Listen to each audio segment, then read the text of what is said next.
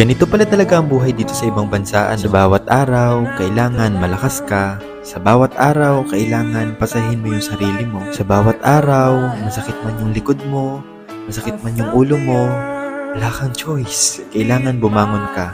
Kailangan pumasok ka. Yung tipong kahit na sumasakit yung likod mo, yung ulo mo, sa bawat umaga, nagigising ka, papunta ng trabaho. Wala. Kailangan patunayan mo na kaya mong tapusin yung kontrata na pinirmahan mo dito. Kala ko nga nun, hindi ko kakayanin eh. Pero eto na yun. Ito na yung totoong laro ng buhay. Laro ng buhay na hindi mo pwedeng basta-basta na lang subukan. Na bawat araw, kailangan lagi mong subukan.